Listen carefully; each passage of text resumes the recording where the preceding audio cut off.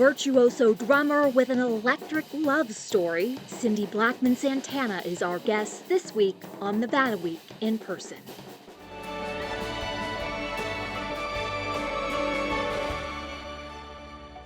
Support for Nevada Week in Person is provided by Senator William H. Hernstat. Welcome to Nevada Week in Person. I'm Amber Renee Dixon. As a baby, she would tap out rhythms on whatever she could find that made a noise when you hit it.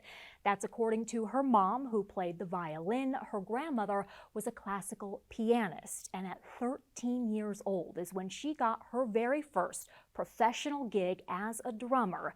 She'd go on to play in Lenny Kravitz's band, then later meet and marry Carlos Santana, now a touring drummer in that band. She is also a composer, a singer, and a songwriter. Cindy Blackman Santana, thank you for joining Nevada Week in Person.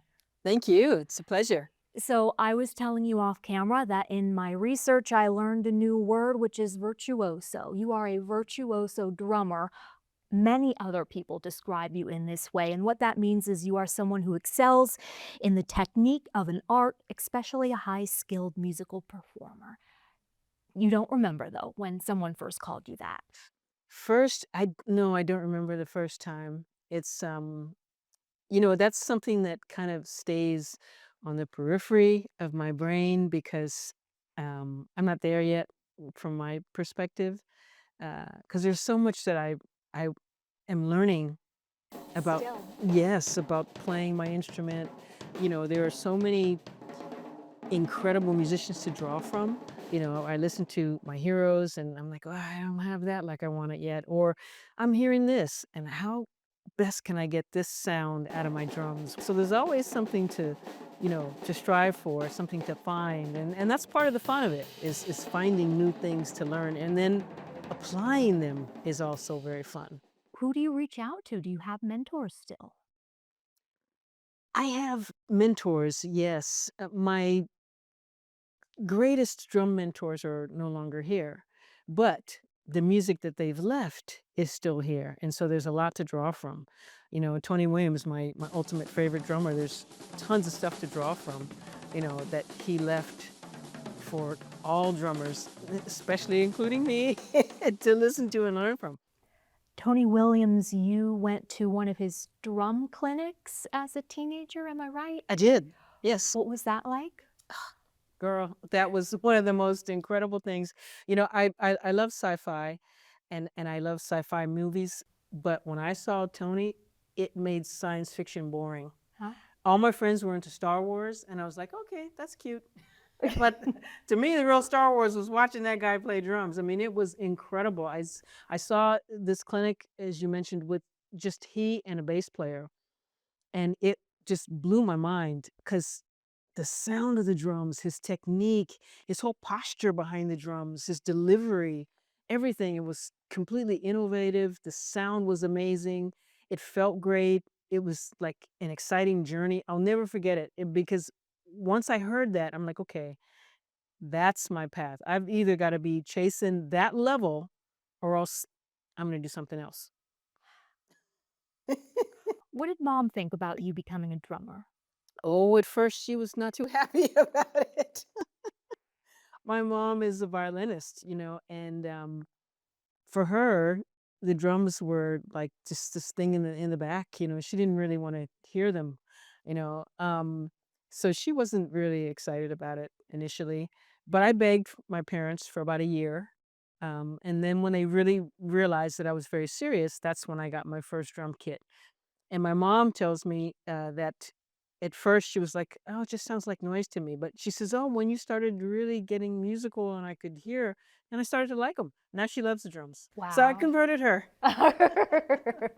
You were performing at 13. Where? Where was this professional gig of yours as a teenager? We played in local bars and local places. I also performed like colleges and high schools and little parties and outside festivals and stuff like that. Yeah. Yeah. And then I remember in an interview you gave, you talked about hearing some people in the crowd referencing that you were a lady playing the drums. And what were they saying? Do you remember? girls are not supposed to play drums. You shouldn't be why are you doing that? You're not supposed to play drums. And I was a kid. I was 13, so I was crushed. Oh, I It thought hurt that me you because I just was. heard whispers. This was Oh no, I heard it. This was in a little bar. The first time I heard that was in a little bar, so everything was close. So you could just hear people, and it were these guys saying this, and I'm like, why would they say that? But I went home and I set up my drums. I was relegated to playing in the basement. I set up my drums in the basement and I started playing and I forgot all about it. And then that was a lesson to me because I'm like, you know what? That shows me that whatever they said has nothing to do with me. That's their own stupid thought. That's their own opinion, but it's not my opinion. It has nothing to do with me and it doesn't affect the fact that I love this instrument so much. So I'm going to keep playing. awesome. Yeah, and you came to that on your own. Nobody had to tell you that. I did, yeah. Huh. Says a lot about you probably as being pretty advanced as a young girl, do you think? Well, thank you. Maybe I was probably spending a lot of time alone, so I had a lot of time to think because I was with my drums most of the time. I liked to really hone in on something and develop, and the way that I realized that I could do that best was if I was focused. And I'm not going to be focused if I'm running around in the streets. And I did some of that too. I mean, I was on sports teams, I was on the basketball team, my track team. So, I had my social life, and I was in the school bands. So I was around people enough. So when I had my solo time, I was very happy to have that because then I could just focus on playing drums and reading. I did a lot of meditation as a kid, actually. So I started reading. Um, I was turned on to the Baha'i faith as when I was 13. So that really helped keep me on a certain path And will you as well. explain that faith for our viewers and for me too, honestly? I'm not familiar with it. It's a faith that believes in oneness of all humanity, and kindness to all humanity. And I don't really practice it anymore, but it's in my core in terms of how I feel about life and how I feel about people. So it really helped me a lot. It's a beautiful thing for me to learn and to become involved in as a young teenager, as a young adult. And it is something that has just really rolled into part of my philosophy. Oneness, is that something I've heard recently? You've heard that because, I know somebody else who believes in oneness too. And so the tour that the Santana band is doing is called Oneness. And that, of course, is Carlos's idea. And, we didn't even talk about it. And I didn't even correlate the two in terms of what the Baha'i faith means and this tour until you just said it right now. But he is totally into that. So that's probably one of the reasons that we get along so well. um, okay, so you meet Carlos Santana when you're playing with Lenny Kravitz, but then how many years later is it that you play in his band for the first time? See, I first met him in 2005, and I sat in with his band 5 years later in 2010. Was there was chemistry I read after you performed together, but was there chemistry prior to that? No, none. I didn't because, when I first met him in 2005, I had a boyfriend. I don't know what he had, but it was just a quick meeting, like, because we were on the same festival, and his band played first. And when they came off, I was like, I was friends already with Dennis Chambers. He's like a big brother to me. So he introduced me to Carlos. That was his drummer at the time. And he introduced me to Carlos. We met. Hi, how you doing? And then I just kept on my way. And Dennis and I were watching videos of Tony, so I was interested in that. And I was, oh, it's great to meet him because he's Carlos. incredible. Yeah, the incredible Carlos. But there was no chemistry in terms of romance there. That came after when I subbed and we started talking, and I realized what an incredible spiritual path he was on, and the music that he loved is like the same music that I love. So there was a lot of chemistry that was naturally there and chemistry that was created by the joining together and finding out what we both loved. So that all came kind of after. I know we just met, but who made the first move? Uh, he did, and he's always says that I did, but I did not. He did. Why would he say that? Because he's a joker. You don't know Carlos like I know. People ask me, they say, "What is it like to live with Carlos?" And I say, "You have no idea. This guy is so funny. He has me laughing all the time. He's hilarious. He always says funny things." Well, and how many people know about you that you sing, that you compose, that you're a songwriter? The singing part is very new. When did that start? You haven't been singing for a long time? I've No, just been wondering this. No. in my shower. Yeah, okay.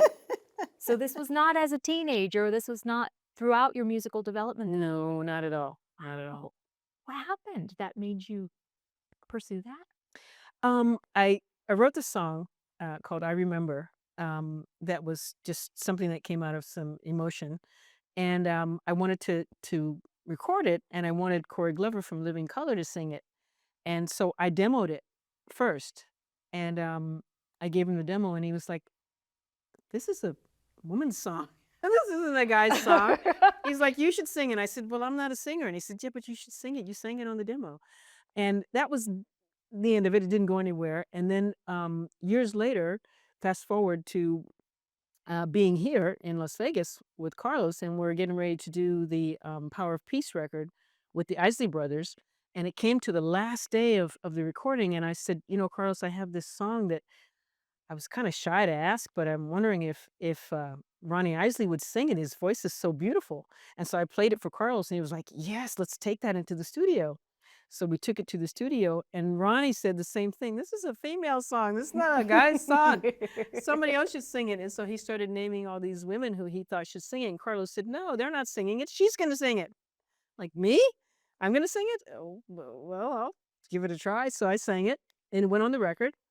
And then Michael Narder Walden heard that. Carlos played it for him, and he said, "I want you to sing, and I want to produce you." I'm like, "Dude, I'm not a singer. I'm a drummer." And he says, "Oh no, you can sing." And I said, "Yeah, but you can't produce me, and I don't want you to. You did Aretha and Whitney and like singers, like real singers. I'd be scared to work with you." And he's like, "I can produce you. Trust me. No, you need to do this." And so he kept at it because I kept saying no, and fortunately for me, to get another expression out, he kept saying, "No, you need to do this." So we got together and we worked on that, and I sang on my last record called "Give the Drummer Some." Yeah, Yeah. So that was really my first time singing. that's awesome. Um, uh, Last question, because we are in Las Vegas. You told me you moved here with Carlos Santana. What has this city meant to you in your career? Las Vegas is a great launching pad because, first of all, so many people come here from around the world. So, even if you're not touring or traveling, you're going to come in contact and you're going to be playing and performing for people from everywhere, from Asia, from Europe, from every place, so it's great for that, and it's wonderful because there's a lot going on here, and I'm used to a city that has a lot of creativity happening because I'm born in Ohio, but I'm really a New Yorker because I lived in New York so long, and there's so much energy in New York and so much creativity.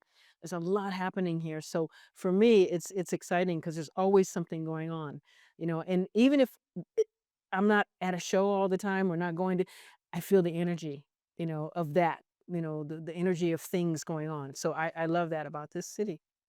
Thank you so much for your time, Cindy Blackman Santana. Thank you.